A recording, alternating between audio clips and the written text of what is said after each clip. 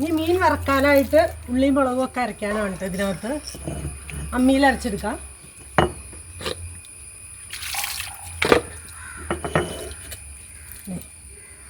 കുരുമുളക് ആദ്യം അരയ്ക്കാം.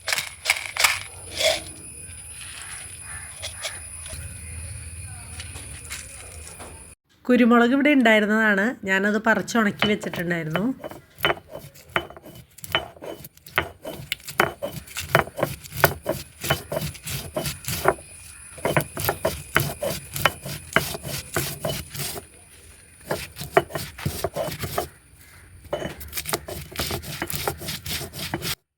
എല്ലാം കൂടി നല്ലപോലെ അരച്ചെടുക്കട്ടെ. ഇതിൻ്റെ കൂടെ തന്നെ ഉപ്പ് പൊടി ഇട്ട് അരയ്ക്കാം കേട്ടോ ഞാൻ. ആദ്യം തന്നെ ഇങ്ങനെ അരച്ച് കഴിഞ്ഞാൽ വേഗത്തിൽ ഉള്ളി അരച്ചെടുക്കാം.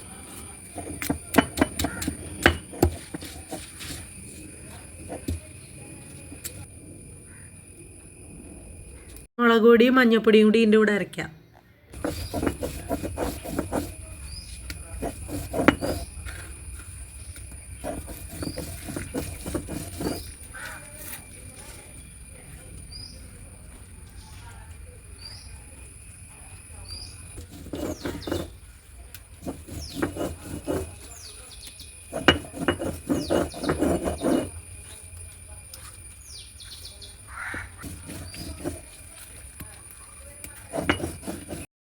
ഉള്ളി മുളക് അരച്ചപ്പോൾ കണ്ണിൽ നിന്ന് വെള്ളം വരണ്ട കേട്ടോ, നല്ല നീറ്റലുണ്ട്.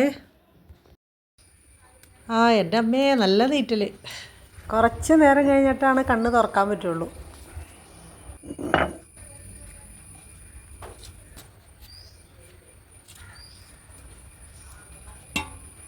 ആദ്യം തന്നെ ഈ മീൻ വറക്കാനുള്ളത് എല്ലാം കൂടി പുരട്ടി, ഉള്ളി മുളകും ചതച്ചതൊക്കെ കൂടി പുരട്ടി അവിടെ വയ്ക്കാം.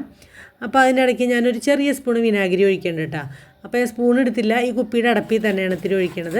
എന്താണെന്ന് വെച്ച് കഴിഞ്ഞാൽ നമ്മൾ മീനിനകത്ത് ചെറിയൊരു പുളിരസം കിട്ടും. ഈ ഹോട്ടലുകാരൊക്കെ അങ്ങനെ ചെയ്യണമെന്ന് ഞാൻ കേട്ടിട്ടുണ്ട് കേട്ടോ.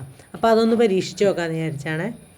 എന്നിട്ട് എല്ലാം കൂടി പുരട്ടി കുറച്ച് നേരം അവിടെ അടച്ചു വെച്ച് കഴിഞ്ഞാൽ നമുക്ക് 10 മിനിറ്റ് കഴിയുമ്പോൾ എടുത്ത് വറക്കാം. അപ്പോഴത്തേക്ക് എരിവും പുളിയൊക്കെ പിടിച്ചിട്ടുണ്ടാവും കേട്ടോ. അപ്പോൾ ഇനി ഇരുമ്പം പുളി വറക്കാനാണ് കേട്ടോ പോണത്, അയിലക്കറി വയ്ക്കാനായിട്ട്. അപ്പോൾ ഒരു ചെറിയ പാത്രം കൊണ്ട് നമുക്ക് ഇരുമ്പം പുളി വറക്കാൻ പോവാം.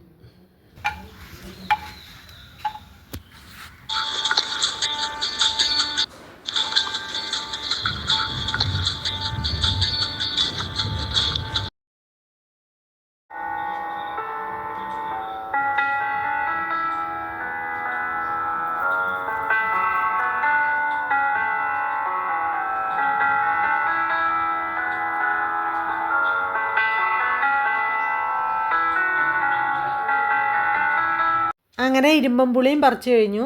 ഇനി നന്നായിട്ട് കഴുകി ചെറുതായി അരിഞ്ഞ് നമ്മൾ അയില നന്നാക്കി വെച്ചതിലേക്ക് ഇട്ടു കേട്ടോ. അപ്പോൾ തേങ്ങയുടെ അരപ്പുമൊക്കെ റെഡിയാക്കി വെച്ചിട്ടുണ്ടായിരുന്നു, എല്ലാം ഇട്ടു. പിന്നെ ഒരു ചെറിയ കഷ്ണം ഇഞ്ചി, ഒരു 2-3 പച്ചമുളകും ഒക്കെ ഇട്ട് മിക്സാക്കി അടുപ്പിലേക്ക് വെച്ചു കേട്ടോ. എന്നിട്ട് തീ കത്തിച്ചു തുടങ്ങി. വിറകടുപ്പിലാണ് കേട്ടോ വയ്ക്കണത്.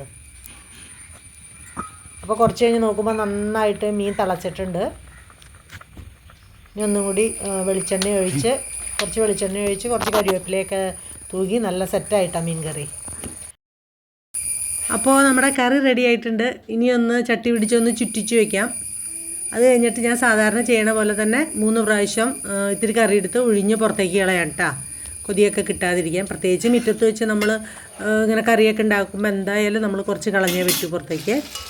ഇനി അയില വറക്കുവാണ് കേട്ടോ അവിടെ തന്നെ വെച്ചിട്ട്.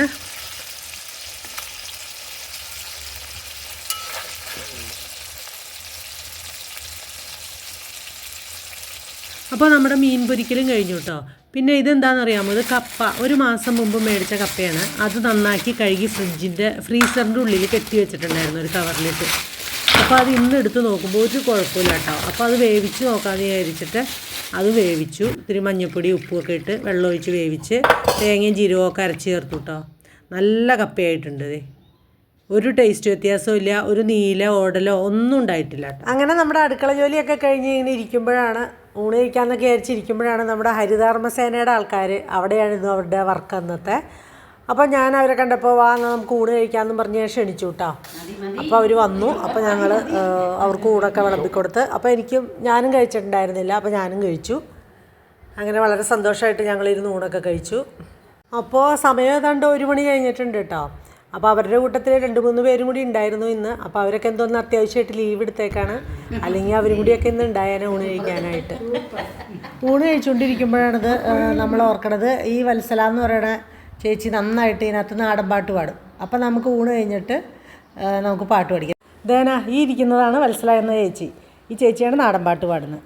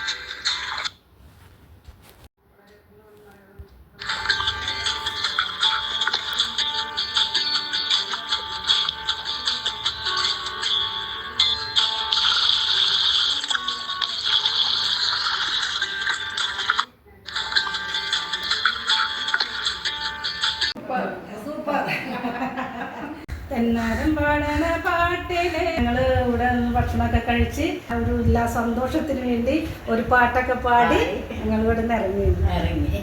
ഞാനല്ലേ നിങ്ങളോട് നന്ദി പറയേണ്ടത്? ഞാൻ വിളിച്ചപ്പോൾ നിങ്ങൾ വന്നല്ലോ. അപ്പോൾ ഇനി എന്താവശ്യം ഉണ്ടെങ്കിലും ഇവിടെ ജോലിയൊക്കെ ഉള്ള സമയത്ത് ഇങ്ങോട്ട് പോന്നോളൂ കേട്ടോ. എന്നെക്കൊണ്ട് പറ്റുന്ന സഹായങ്ങൾ ഞാൻ ചെയ്തു തരുന്നതായിരിക്കും. ടാറ്റ. ശരി, ഓക്കെ.